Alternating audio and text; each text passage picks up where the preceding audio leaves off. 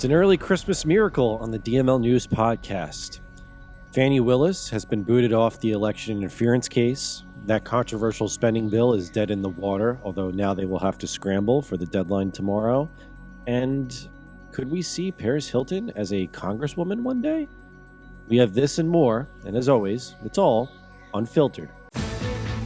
Dennis Michael Lynch gives you his word, and he will never let you down. He will always fight for America. The only one who really puts his money where his mouth is Dennis Michael Lynch. Hey everybody, it's Denny here in the studio today. Solo, DML is out. However, we have two important announcements concerning DML and Miss Mary. They should be returning to studio tomorrow for an 11 a.m. broadcast, a potential live broadcast for the Wine and Talk. That's subject to change, but they're looking to try and do a nice little Christmas holiday special episode before we break for the Christmas break. In fact, today would technically be my last podcast with you guys until the next year. So definitely stay tuned for that tomorrow. If anything changes, we'll obviously let you guys know, but I'm sure it's going to be a very fun and jubilant one, considering it'll be holiday-centric. As for our second announcement, today is the last day for our buy one, get one gummies at dmlcbd.com. If you want to jump on our buy one, get one free deal for these gummies, which, as I was saying yesterday and throughout this week, we've been out of stock for a while, and we finally got them in stock, and it's been great. I mean, people have been ordering left and right these last few days. So the inventory is still strong, but at the same time, if we're breaking away soon for the holiday break, you're not going to want to miss out. Today's the last day. Definitely hop on it. dmlcbd.com/BOGO. Fani Willis is officially off the election interference case in Georgia. This is fantastic news because this is definitely one of the bigger bogus cases that were brought against Trump. And the fact that Fani Willis kind of compromised herself with her relationship with Nathan Wade, who was on that legal team throughout the whole process. And those two lovebirds really kind of caught themselves up in a web of lies. But it doesn't matter because Fani Willis is no longer heading that case. Nita actually wrote a great report on it today that I'll read to you guys, considering this broke in the last few hours. A state appeals court on Thursday removed Fulton County District Attorney Fani Willis from the election interference case against Donald Trump and others, but did not dismiss the indictment, leaving the future of the prosecution uncertain. The case against Trump and more than a dozen others had already been largely stalled for months while the Georgia Court of Appeals considered the pretrial appeal, all related to Fani Willis and Nathan Wade. So while the case is still technically in an ongoing circumstance here, Fani Willis will no longer be heading that charge. And I think that's absolutely fantastic because I think she is an awful district attorney. So talk about a nice early Christmas gift right there. Going right into the next one. We were planning on talking about this today, considering the deadline is tomorrow. However, this morning, it came to light that the controversial spending emergency bill that Congress, spearheaded by Mike Johnson, was really trying to rush through here, is now dead in the water. And that's in big thanks to a host of different people who put public pressure on it. A big one was Elon Musk and Vivek Ramaswamy. I mean, they really kind of broke away from the standard that we were going to pass this bill with flying colors. In fact, Mike Johnson even tried making a very sheepish case to pass the bill, as in really no confidence in the fact that this bill was largely a porkish bill with things jammed in there that didn't need to be jammed in there, which we'll go over in a second. But Ryan's going to play the clip of Mike Johnson yesterday on Fox News trying to make an argument for this bill. We don't have a choice. We have to fund those. We have to fund FEMA. We have to fund our farmers. Right. And Mr. Speaker, it's not just so you've got a bunch of Republicans who are angry at you. They don't like this. And just in a couple of weeks, you're going to stand once again to run for Speaker of the House. And you don't need a bunch of Democrats mad at you. But you know, and this is breaking news you do not know. You know who also does not like this? Elon Musk, the world's richest man, just tweeted, this bill should not pass. The only way you're going to be able to pass it now, Mr. Speaker, is with Democrats. If you could, what's your message to Elon Musk?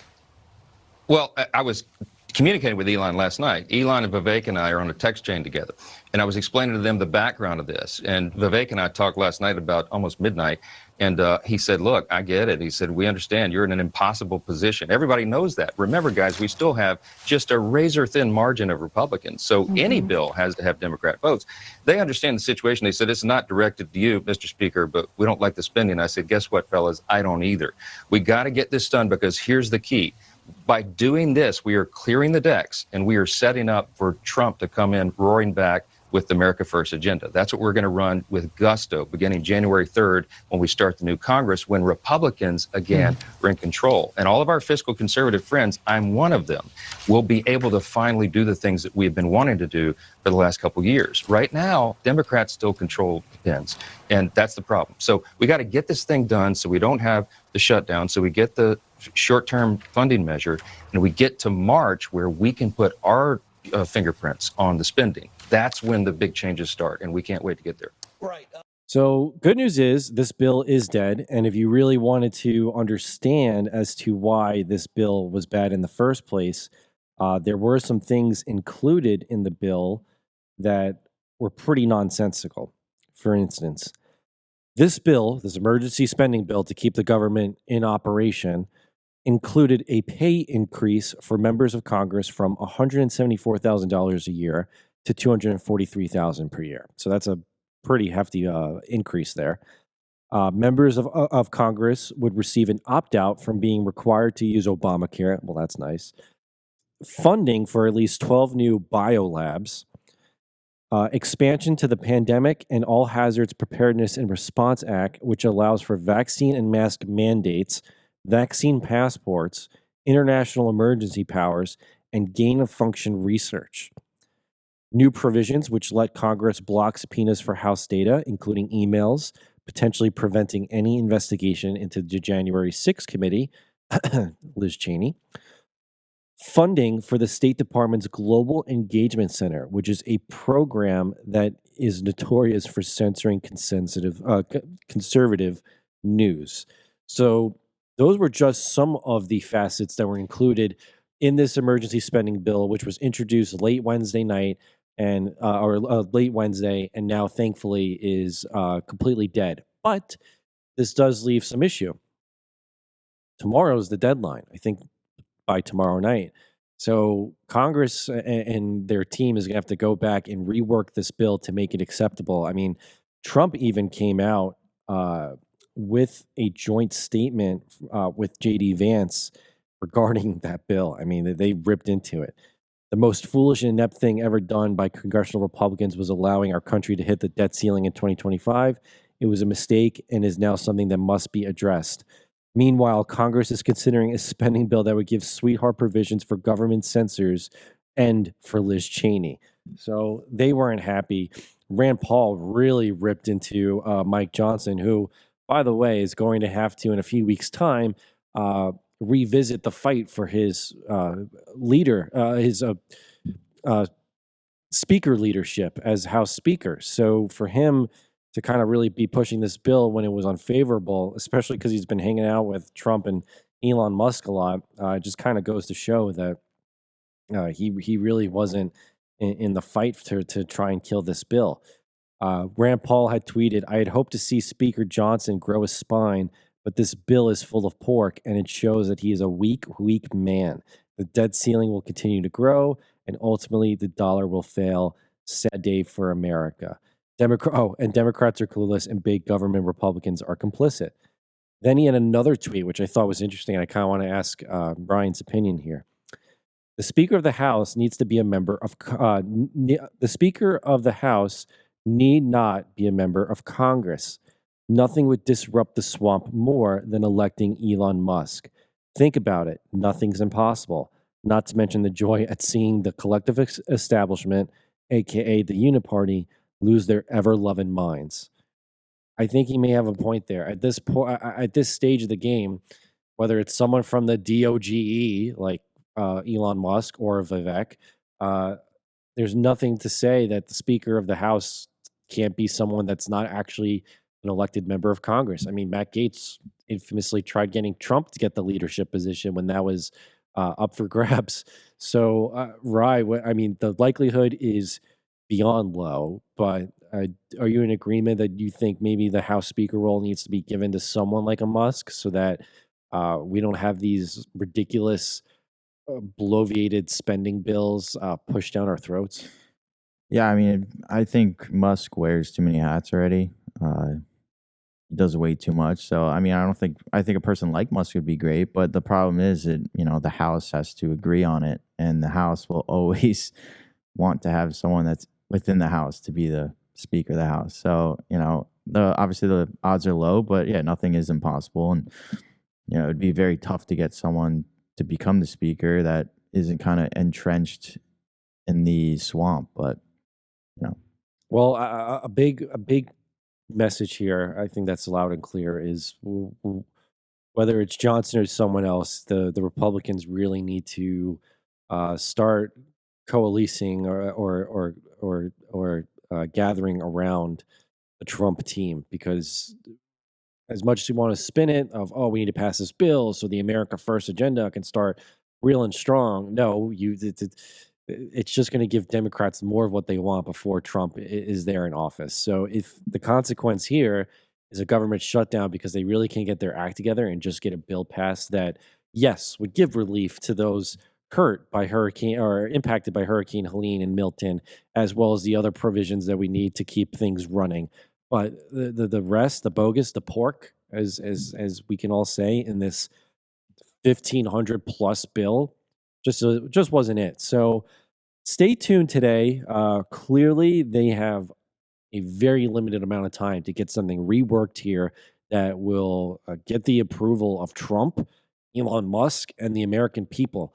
And we're past the days of pleasing the Democrats here. So Mike Johnson, I mean, come on, man, you have opportunity here to really maybe make something of yourself with the new administration coming in.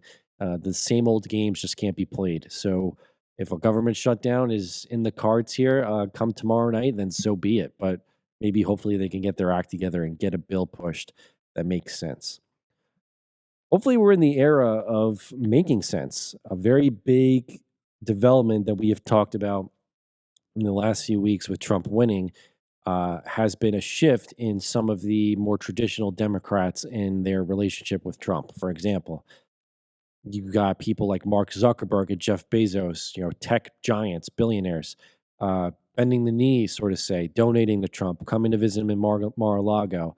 But you're also going to have some Democrats like Mayor Adams, very much in particular, who maybe were more for the traditional Democrat or those leaning left and are now kind of making their way to realizing, okay, Trump's coming in, Tom Homan's coming in, it's time to shape up. And also, I already got personally screwed by the Biden administration.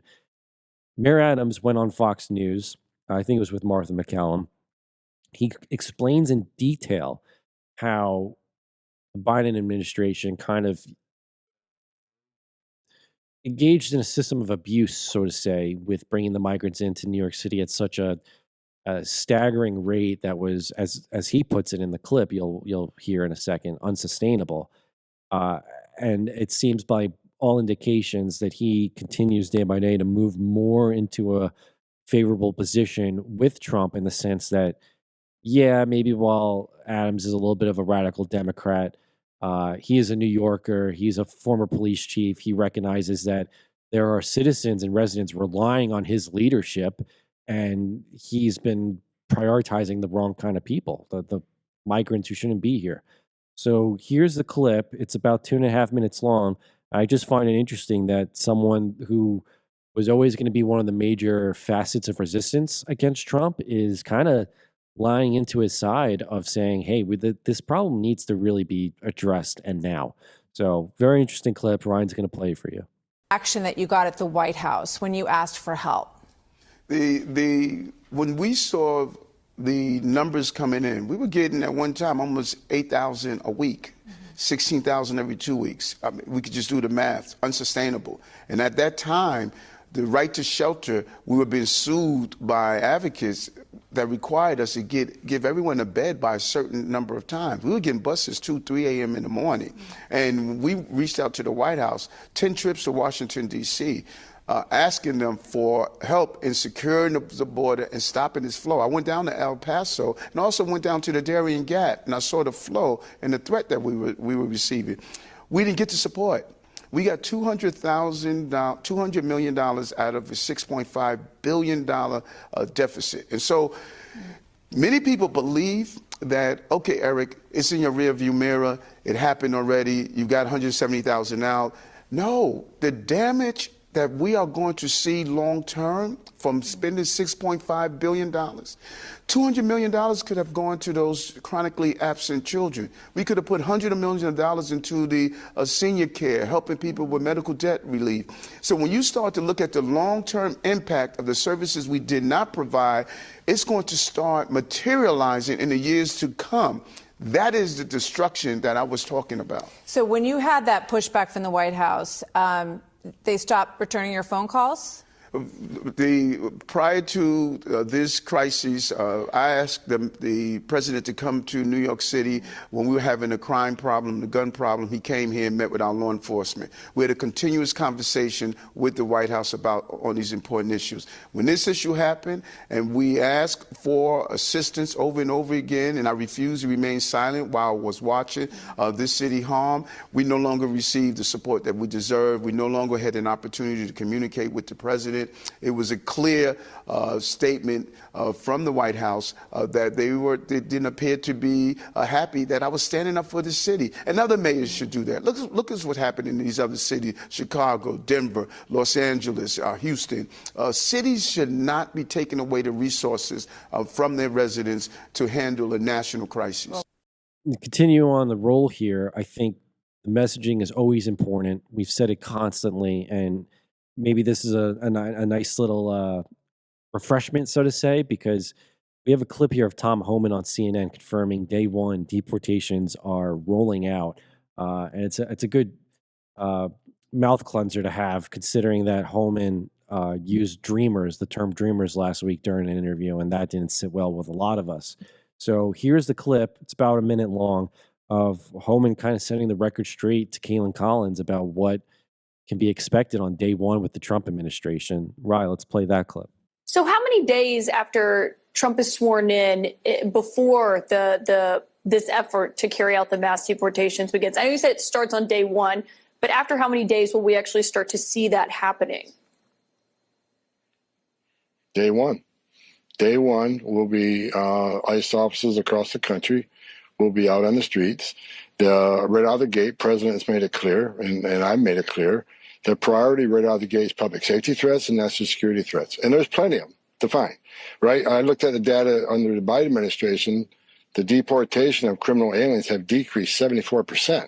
So we have all those folks that the Biden administration failed to deport, plus you got this over 10 million encounters on the southern border that came across. We got a lot of them to look for too. So the public safety threats are plenty, and it's going to keep us busy.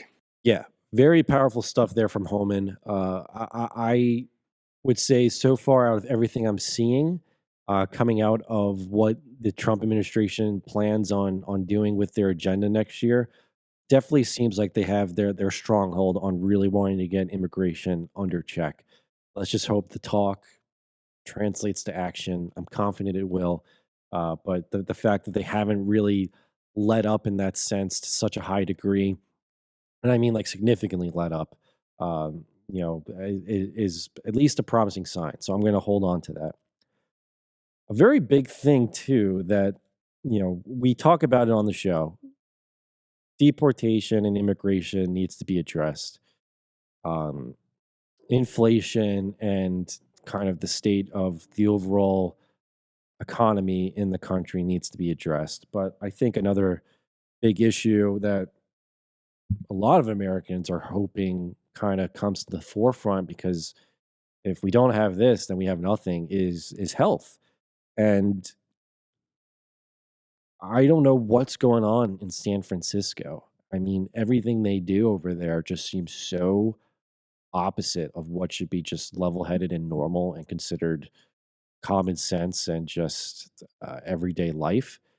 And yet they really do encompass the most radical of radicalization.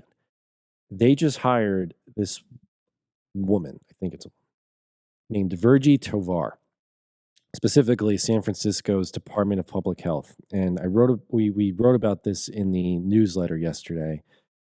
Virgie Tovar is an advocate for fat positivity and body acceptance. And she's also the author of You Have the Right to Remain Fat. She was hired by San Francisco's Department of Public Health to consult on weight stigma and weight neutrality.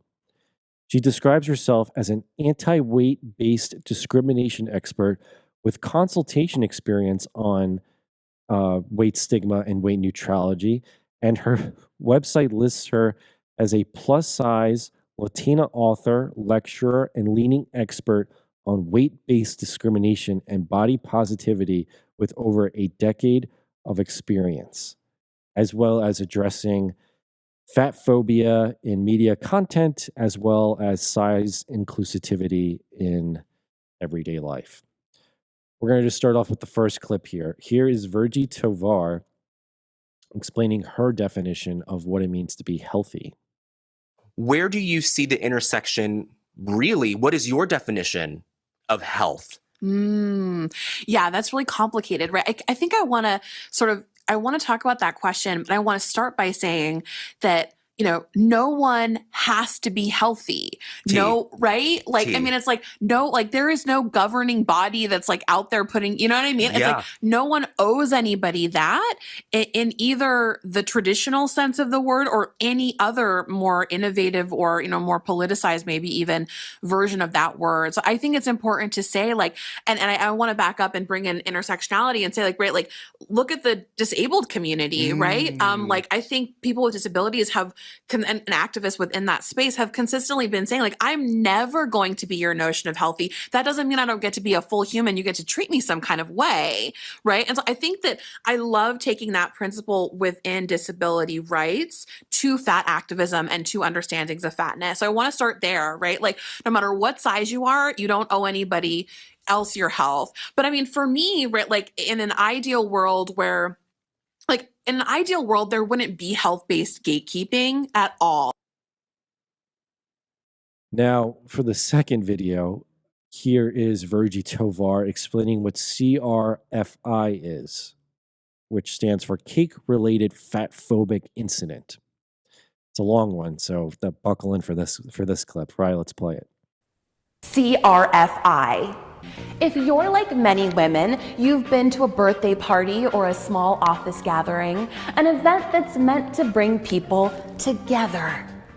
There's swinging tunes, some adult beverages, and good convo.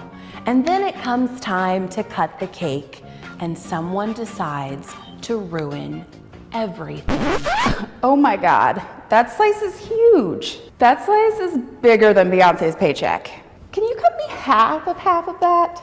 A cake-related fat-phobic incident, or CRFI, is that moment when it's time to eat delicious cake and it's interrupted by a moralizing impulse. Inevitably, there's always someone at the party who has to declare publicly that their slice is too large and that the person who's cutting the cake, almost invariably a woman, must do some disproportionate amount of labor in order to accommodate their need to feel superior. Let's take a look.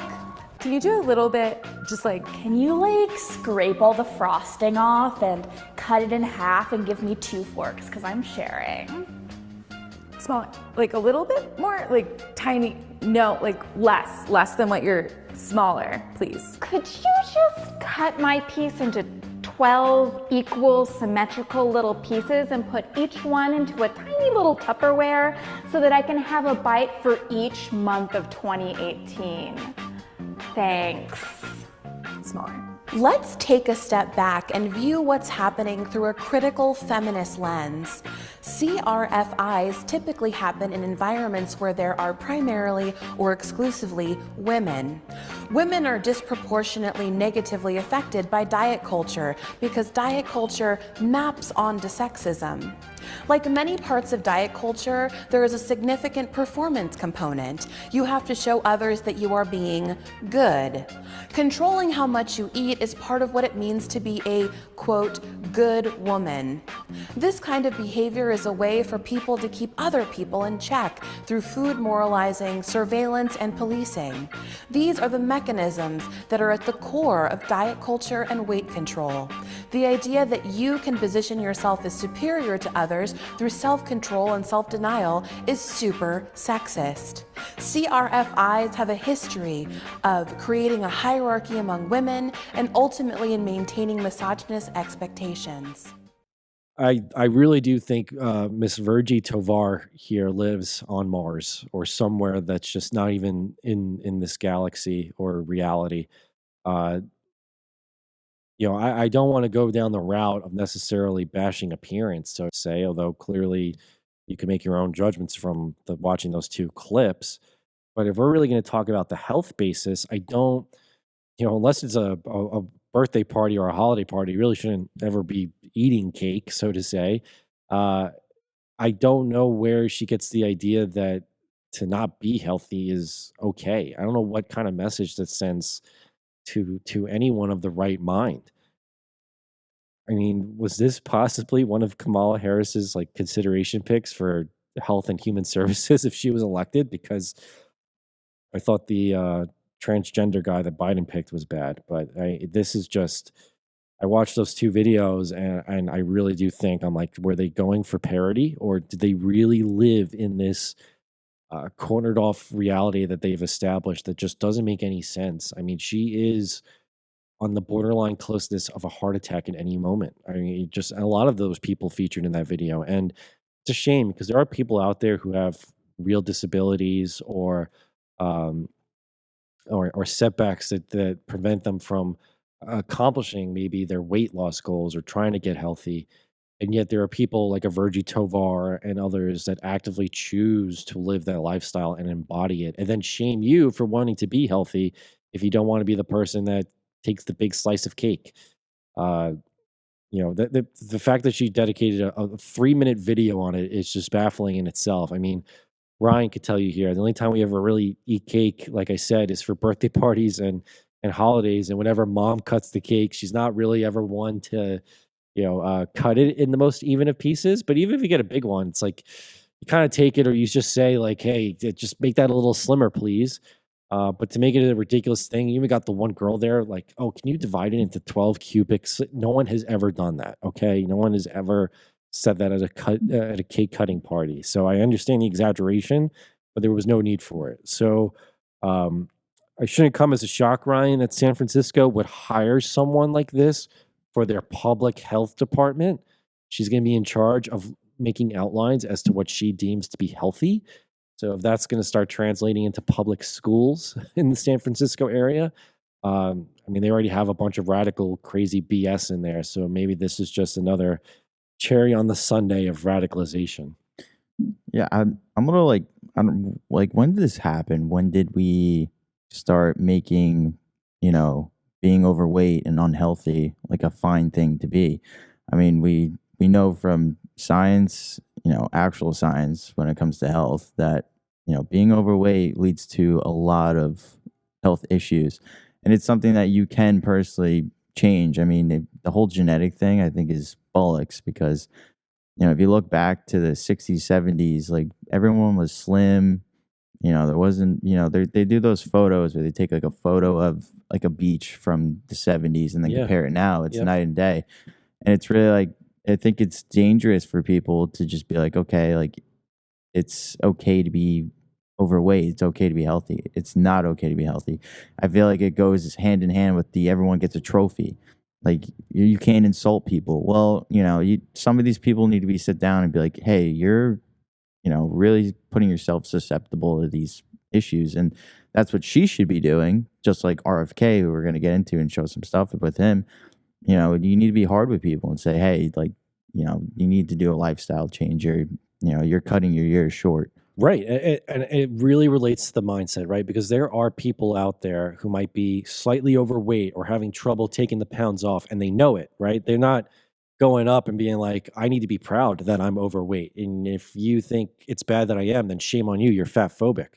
No, there are people who are heavy out there that know it and try to do their part to lose it. And maybe it's harder for others than if you're older, it could be harder than someone younger. If you're a woman, it could be harder than if you're a man losing the weight. So everyone's got their challenges, but the point is to face and address those challenges and try to overcome them. Try to lose the pounds. Try to put away the cake and go for something healthy. It doesn't mean you have to be a psychopath about it. And if you are, then fantastic. I think there's three camps. There's the people who will take it to the highest level they could possibly take it, and those people have the best discipline and dedication in the world. Then you got your major middle group, which is, life is life and you try to get through it, but you try to maintain that balance. That's always the important part. And then you have the group, which Virgie Tovar falls into, that knows it, chooses not to address it, and then puts a positive spin to it at the detriment of others. Because she is telling kids in San Francisco, kids who come across that video, that if you're questioning being overweight, it could fall into a realm of transphobic, fat phobic, this phobic, or sexist, or that. That's what they do. They weaponize these aspects and they throw those terms at you. And you made such a great point, Ryan. You take those photos and those videos from the past and you put it to today, and clearly something's wrong. The food, the lack of having videos out there that encourage exercise and being mobile and active. And also, too, I mean, back then you didn't have the pharmaceutical companies or the vaccine companies going the banana town on you, trying to hit you with a jab or this pill or that. So yeah, I'm not trying to bash anyone. Like, it's hard. Like, no, it's not bashing. Hard. Yeah, it's hard. But my issue is that like everyone is trying, everyone knows. But when you start saying it's okay, yes, the people that are trying and are finding difficulty with it, will just maybe it's eventually they'll start telling themselves like, oh, it's fine to be like this because it's too hard, and it's easier to be told that it's fine to be this way, and that misery loves company. I'm not saying these people are miserable, but the idea is, oh, there's people out there saying that it's fine, like I should be positive about it. Yeah, and that's kind of like the easy route. I would give Virgie Tovar here so much more credit if she were to get on that camera and say, I'm overweight, I need to lose these pounds. Join me on my journey on how we're going to do it, because then I wouldn't be shaming. I'd be like, wow, props to her. Like she's jumping in it. And there's nothing I love more than seeing people who go through those transformational changes. I mean, you can see it on X or sometimes Instagram, someone who maybe was close to 300 pounds, sheds off all the weight back to 150. I mean, it's incredible what you could do when you have the dedication and the responsibility and then the self-discipline to achieve it. And that's another thing. She has a responsibility. Yes, she has a responsibility, and if she was a real leader, she would do what you're saying. Like look in the mirror and say, "Hey, maybe I'll try and help these people. Come on a journey with me." That's a leader, not someone sitting there being like, "It's okay." If Virgie Tovar was a hottie who was a 10 out of 10 with a slim body and was coming on the camera and saying, it's okay to be fat, you could be fat, being not healthy is totally great, I'd be giving her shit because, again, it's just about the messaging. It's about the mindset. And here's the results, right? Trump just chose, I think, probably one of the best niche people, because I wouldn't want this guy anywhere else, to lead health and human services, which was RFK Jr. Here's a great example, right? He wants to get the chemicals that we put in our food out, meaning the very processed, no good for you seed oil type chemicals. Because when you look at he did a video, we don't have it on the docket here, but you've probably seen it. He has all the cereals and snacks laid out, and he makes the comparisons of what we're putting in our food compared to Europe. He wants to get that done with. I think that's fantastic. That's going to help a lot of people in buying the right stuff that they're not getting unintentionally poisoned with. Then you got him actually going after the bad things, which I'm sure Virgie Tovar would be against this, which is vaccine liabilities. Ryan's got a little clip here. I think he was on the Young Turks talking about it, where one of his main goals is to take away the legal liabilities that the vaccine companies and their executives aren't actually liable to, and making it so that there's a responsibility level. If you're going to make a vaccine, be prepared that if it's not going to do what the research was intended for it to do, you're going to face consequences. So he wants to get into that realm. Ryan's going to play the clip for you. What I would do is I would get rid of that immunity. I would lift the immunity and make them accountable and make them responsible, because that's the only way to ensure the safety of this product. They haven't paid anything with vaccines because vaccines are immune from liability. So you cannot, no matter how negligent that company is, no matter how reckless they are, no matter how grievous your injury, you can't sue them. Yeah, and then to top it all off, the man's actually in shape. I mean, he's 70 years old, and Ryan's got the clip here. He'll just play it over me as B-roll. Here's RFK Jr. doing pull-ups in succession there. I almost cursed. It's freaking impressive for a man at 70 to be doing that and, be on his game and on the move. So I'm so hopeful that the team up here of Trump and RFK Jr. Is definitely going to get that make America healthy again. Because I hate how Democrats and the left have made it so that exercise and working out they claim it's right coded, that it's a right wing thing to want to be healthy and eat healthy. Seriously, we really need to get people like back on the treadmills. Ryan's gonna throw a photo up here. He saw it on X. Here are protesters, leftist protesters for Luigi Mangione, the killer of the CEO, Brian Thompson.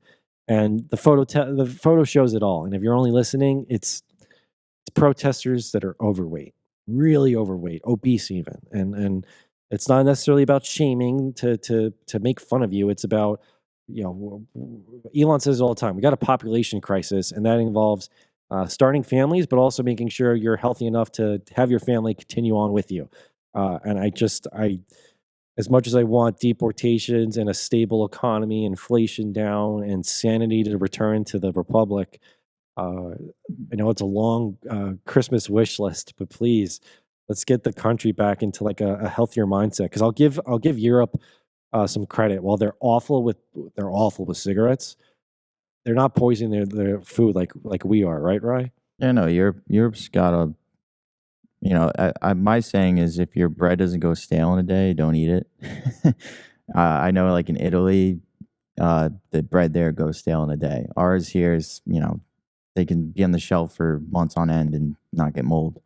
But with that photo, there's a lot to unpack. You got them basically cheering on an assassin. They're also saying that private healthcare is bad, even though Obamacare is what's messing them up. It's just a funny photo. Yeah.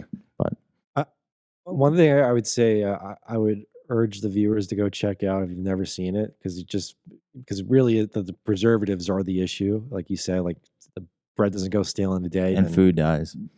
I remember there was a guy, he took a chicken nugget from McDonald's and he kept it for like a few years, maybe even 10 years. And he like kept it in a container. And when you look at the nugget, it does not look any different in terms of decay. There was no decay. It looked no different than how it looked on day one when it was originally cooked. So that's crazy to think that we got food that won't even rot or decay like that based on what's put in. It needs a total overhaul. And with RFK, I agree with you. Like, I wouldn't want him anywhere else in the government. So niche wise, and I think RFK realizes that his political career has come to an end, and that his legacy should be, I'm going to make America great, or make America healthy again.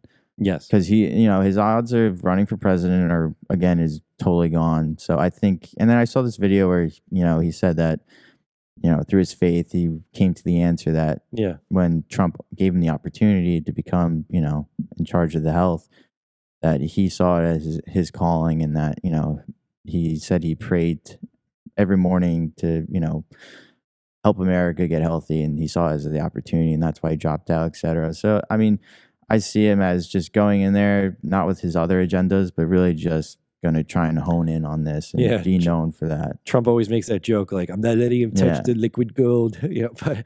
RFK Jr. is not going anywhere, but like, I think right now he realizes that what he's going to be known for most is, fixing up America's health. You have a great point. At 70 years old, kind of like in the same way with Trump, right? He just won his presidency. He's got 4 years on the clock, nothing after that. This is the um, his magnum opus. This is it. This is his finale to really make a mark on America. Whereas like a JD Vance, this is just his beginning. RFK is kind of in the same ballpark as Trump. He's older. I am in agreement with you. I never see him running for president again. But even if he were to run for something else, it's not gonna. What he could do here as the Secretary of Health and Human Services, especially if Trump is going to let him really go to town, could be very remarkable and a turning point for the country. And it might just be another staple, the fact that the Kennedy family really is a iconic American family in terms of their influence here. But this is his chance too. This is his real big moment to embody this role. And I would love to see it if these chemicals are gone and we go back to healthy eating. We're encouraged with exercise in videos, not CRFI, cake related, whatever the heck it was. And really just accountability to these big pharmaceutical companies overall. I mean, he's such an advocate when it comes to that. I think that's probably one of my favorite takes of his. Just so you're interested, Ronnie, according to this report here, RFK Jr.'s workout routine, it starts with a hike with his dogs. He goes about 2 miles uphill and back. Then he meditates. Then he goes to the Gold Gym and does about a half hour to hour workout. His fitness includes intense short workout periods to maintain consistency without overexertion in 4 key areas: back, chest, legs, and then a miscellaneous day focusing on shoulders, biceps, and triceps. So he even has like a rep list of how he actually does it. Man's awesome. Pretty well rounded. The man's awesome for a 7-year-old who's in his A game health wise. So follow RFK Jr., not Virgie Tovar, kids. That would be the main argument here. To end the show, I just thought this would be very interesting because we had a tweet on it on X. We have a video here of Paris Hilton leaving Capitol Hill in D.C. She's actually been doing a lot of advocacy work that has me kind of surprised here, and we'll get into it. But Ryan's just going to go right in and play the clip here of Paris Hilton, confirming that she has considered running for office one day. Do you ever see a future in elected office? I hope not. I don't want to run again. After coming here so many times over the past couple of years and just seeing that my voice really can make a difference and I can really shine a spotlight on things that are important around the world to make it a better place and safer for children, I could maybe see that happening one day. Are we announcing Paris Hilton for California governor? Yeah. So, right, just this little interesting detail here. She's been going to Washington, D.C. actually quite a bit for the last few years. I guess she's been doing a lot of advocacy work she's trying to get this bill passed called the Stop Institutional Child Abuse Act, which aims to establish better oversight, transparency, and protections for children in these programs. So she's trying to basically help children who have been abused by welfare institutions. And she's been kind of going so much so that I guess it's enough to influence her about considering a run for politics. And I just find it interesting because, Trump has definitely been the pioneer in a lot of ways when it comes to how politics are today. But it's always a reminder that, yes, he is an incredible and well-established and maybe the iconic businessman. But there were some years where he was the entertainer of The Apprentice, the show host. Like he was in that world. And that's where kind of Paris Hilton comes from. But I want to play this very last clip here. This is from Paris Hilton in June. I remember hearing it a few months ago. And then today with getting the show together, I was like, oh, I want to play this. It's, I think, a go to show that maybe Paris Hilton's Barbie talking act or routine is definitely more of an act. Here she is talking to Congress in testimony, and she kind of starts off with her classic Paris voice, and then makes a transition that just sounds more professional. That I was like, "Whoa, wait, someone else starts speaking?" So I don't know. Maybe I want to see your guys' take. Right, let's play the clip. Thank you. I enjoyed our Zoom call, and I love your jacket. The sparkles are amazing. I wanted to find out who made it later. But I think the most important thing is they need access to therapy, counseling, mentorship, and other community-based programs. Right, seeing something like that leads me to believe that maybe Paris Hilton is a little more articulate and brighter and intelligent than she lets her public persona so to be. And I wonder if that kind of goes to a bigger point that a lot of these people are always recognizing to push the brand first before maybe being what their true self sounds or looks like. Guy Fieri, for example, he's a man who doesn't really need to go dyeing his hair stark blonde and spiking it up, but he does it because it's his style. So, do you find it just kind of interesting that was Paris Hilton's real voice? All I have to say to it is, I'm not surprised. Obviously, they all changed their names, so they have their stage names and they all act a certain way. So, but I think the bigger point is the fact that Paris Hilton. I don't really see her needing to be in office, but I think the idea of people like her, in the sense that their whole career hasn't been in politics. I think you're going to see a lot of those people start coming out and running for office. And I think Donald Trump's a big reason behind that. I think I don't want to use Mark Cuban, but like the Mark Cubans of the world, I think you're going to start seeing a lot of people like Oz, for example. Yes, yep. A lot of people that weren't really even Dr. Phil. Yeah, people that aren't like Biden, who have been in politics for their entire life. You're going to start seeing a lot of Elon Musk's, people like that coming out. Non-career establishment. So I think that's the biggest thing when she responds that way, is that a lot of people like her who have an influence of following are going to try and start running for political office. I'll say could be a good or bad thing. I mean, I think with Paris Hilton, it could be good because she has vouched and voiced support for Trump before. I think they are even somewhat in that world because I know she's the heiress to Hilton, who would be buddies with Trump. So, just see. I would be for it if she would be House Speaker and then vow that there would never be a bill that requires some insane income hike for congressmen ever again. That would be how Paris Hilton could get my support for her to be in Congress. Politics are just getting crazier and crazier. It really is. Well, that is it for the show today. We'll obviously keep you updated if Paris Hilton ever makes a run for anything. Never say never, because if someone were to ask somebody 20 years ago, do you think Trump would be president one day? The majority of those answers were no at that time, but here he is now.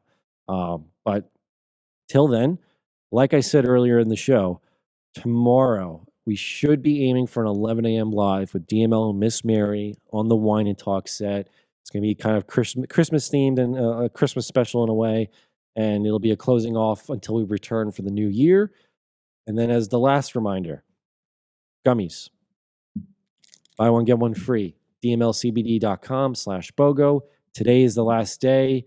After midnight tonight, the BOGO is order, and any orders that come in will likely have to get to you probably after the holiday break. So definitely jump on it tonight. And then as for the Team DML blessing, it goes out to Danny Pasquale. And as my little closing, because I don't think I'll be on the podcast tomorrow, so this is my last one till next year. It's been kind of a crazy year, so to say.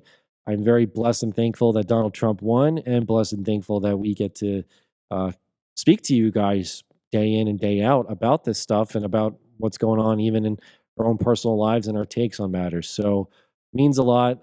I'll let Ryan maybe say anything too, unless you want to save it for tomorrow's show, Ryan. But at least for me, I wish you all a Merry Christmas. Happy Hanukkah too, if to celebrate that. And even Kwanzaa. Apparently Kamala celebrates it, so Kwanzaa.